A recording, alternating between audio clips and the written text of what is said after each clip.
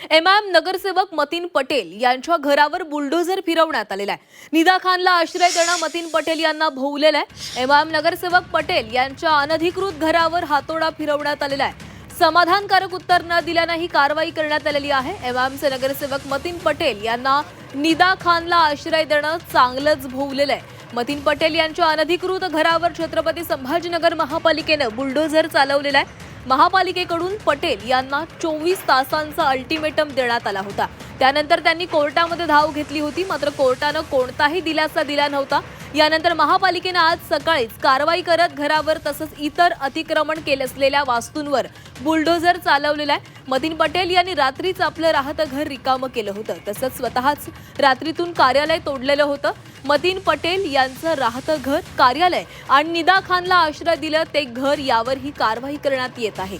यावेळी पोलिसांचा मोठा फौजफाटा तैनात करण्यात आला आहे।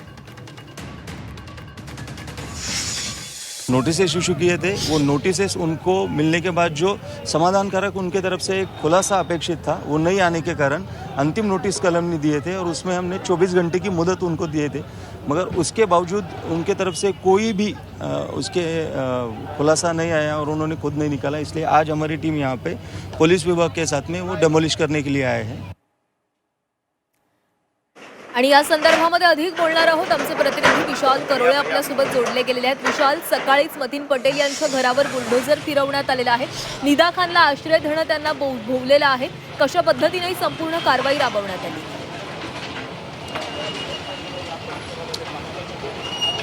प्राची, माझ्या मागे तुम्ही बघताय आता हे पूर्णतः उद्ध्वस्त झालेलं घर आहे। सकाळी 6 वाजता इथे घर होतं आणि ते घर रिकामे करण्याची लगबग सुरू होती, कारण हे घर आहे एमआयएमचा नगरसेवक मतीन पटेल याचं। 3 दिवसापूर्वी महापालिकेने त्याला नोटीस दिली होती, तुझं अवैध बांधकाम आहे, बाजूला नाला आहे, तोडून घेण्यात यावं असं सांगण्यात आलं होतं। मतीन पटेल याविरोधात हायकोर्टात गेला होता, काल हायकोर्टात झाली, मात्र हायकोर्टानेही दिलासा दिला नाही। महापालिकेनं 24 तासाचा अल्टिमेटम दिला होता आणि त्यानुसार महापालिकेनं पहाटे 5:30 वाजून ही कारवाई सुरू केली।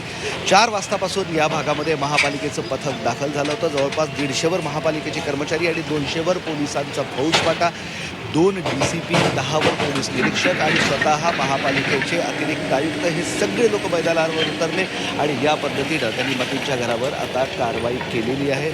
अवैध बांधकाम कुणाचंही खपवून घेणार नाही अशा पद्धतीचा इशारा दिला आहे। खरं तर प्राची, जसं तू म्हणालीस की निदा खानला आश्रय देणं मतीन पटेलला निश्चितपणे भोवलेलं आहे, कारण तिला आश्रय दिल्याचं पुढं आल्यानंतरच महापालिकेने या पद्धतीची नोटीस बजावण्यात आली होती। अवैध बांधकाम हे सांगितलं होतं आणि त्यानुसार ही कारवाई करण्यात येईल असं सांगितलं होतं। थोडासा सुरुवातीला विरोध झाला, एमआयएम मतीन पटेलच्या समर्थनार्थ उतरलं, त्यानंतर ही कारवाई होणार नाही असं चित्र होतं। एमआयएमनं रस्त्यावर उतरण्याचा इशारा सुद्धा दिला होता, विरोध करू अशा पद्धतीचा इशारा दिला होता, मात्र ज्यावेळेस हायकोर्टानं काल दिलासा नाही, त्यानंतर आज सकाळी महापालिकेचं पथक ज्यावेळेस इथं आलं, यावेळेस मतीन पटेल याच्या कुटुंबियांनी महापालिकेच्या पथकावर फुलं उधळली, त्यांच्या गळ्यात हार घालण्याचा प्रयत्न केला आणि उपहासात्मक स्वागत आपण म्हणूया अशा पद्धतीनं त्यांनी विरोध दर्शविला।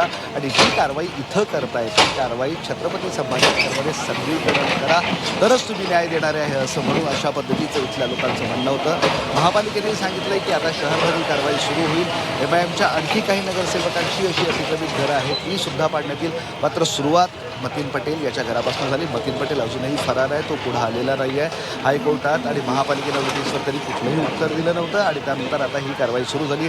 हे मतीन पटेलचं घर आहे जे पूर्णतः उद्ध्वस्त करण्यात आलं आहे, बाजूला ऑफिस आहे तेही आता पूर्णतः तोडण्यात आलेलं आहे आणि आता तिसरी मालमत्ता जिथे निदा खानला आश्रय देण्यात आला होता, खरं तर ते घर मतीन पटेलचं नाही आहे, मात्र ते सुद्धा घर अतिक्रमित आहे। मतीन पटेलने ते निदा खानला आश्रय देण्यासाठी त्याच्या एका ओळखीच्या माणसाकडनं भाड्याने घेतलं होतं असं पद्धतीने सांगण्यात होतं, मात्र त्याही घरावर कारवाई होणार आहे। थोड्याच वेळात ते घर सुद्धा तोडण्यात येणार आहे। त्यामुळं महापालिकेनं जोरदार कारवाई केली। एमआयएमनं जो आक्रमकपणा घेतला होता तो विरोध सुमारला नाही, हायकोर्टानेही दिलासा दिला नाही आणि त्यानंतर अवघ्या 1 तासात मागे पहाटे सुरू झालेल्या या कारवाईत मतीन पटेलचं हे घर पूर्णतः आता उद्ध्वस्त झालेलं आहे, मातीत मिळालं आहे असं आपल्याला म्हणता येईल। जी प्राची, नक्कीच विशाल, तर या संपूर्ण कारवाईकडे आपलं लक्ष असणारच आहे। धन्यवाद दिलेल्या सविस्तर माहितीसाठी।